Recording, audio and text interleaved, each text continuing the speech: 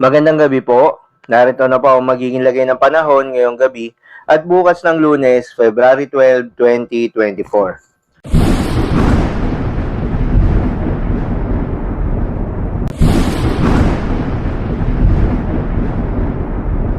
Sa kasalukuyan nga at ayon sa pag-asa, bahagyangan lumakas itong northeast monsoon o hanging amihan at nakakaapekto sa malaking bahagi ng Luzon. Samantala, muling nakakaapekto itong shear line o yung banggaan ng mainit at malamig na hangin sa may eastern section ng Visayas. Kaya naman asahan sa Eastern Visayas, Central Visayas, Negros Occidental, Caraga at Davao Region ang maulap na kalangitan na may kalat-kalat na pagulan at pagkidlat pagkulog. Posible ang mga pagbaha o pagguho ng lupa dahil sa katamtaman hanggang sa kung minsan ay malakas na pagulan. Sa Cagayan Valley naman, Bicol Region, Kalinga, Apayao, Aurora at Quezon ay asahan ng maulap na kalangitan na may mga mahihinang pag-ulan. Dulot naman niya ng northeast monsoon. Sa Metro Manila at natitirang bahagi ng Luzon at natitirang bahagi ng Visayas ay asahan ng bahagyang maulap hanggang sa maulap na kalangitan na may kalat-kalat na mahihinang pag-ulan. Dulot din niya ng northeast monsoon. At sa natitirang bahagi ng Mindanao, asahan ng bahagyang maulap hanggang sa maulap na papawirin na may kalat-kalat na mga pag-ulan o pagkidlat pagkulog.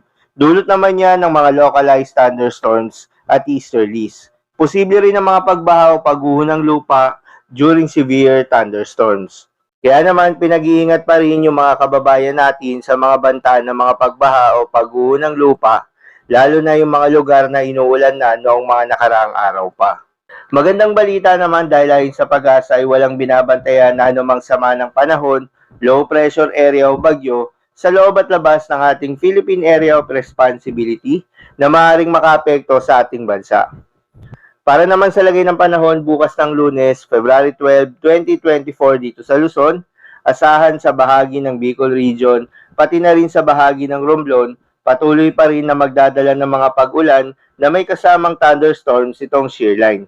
Samantala, mostly dito sa may silangang bahagi ng Luzon, particular na sa may Cagayan Valley, Aurora, Quezon, magdadala rin ng mga maulap na papawirin pero may mga kasamang mahihinang pag-ulan itong shear line.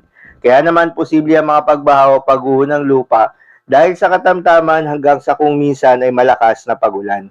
Para naman sa Metro Manila at nalalabing bahagi ng Luzon, asahan ng partly cloudy to cloudy skies na may mga tsansa ng mga mahihinang pagulan.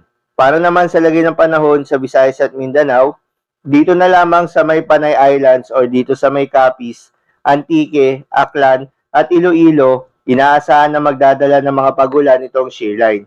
Samantala, sa nalalabing bahagi ng Visayas at nalalabing bahagi ng Mindanao, asahan ng partly cloudy to cloudy skies na may mga tsansa ng mga localized thunderstorms. Para naman sa lagay ng mga dagat baybayin, ayon sa pag-asa ay may nakataas na nag-hail warning sa mga seaboards ng Batanes, Ilocos Norte, Ilocos Sur at northern coast of Cagayan including Babuyan Islands.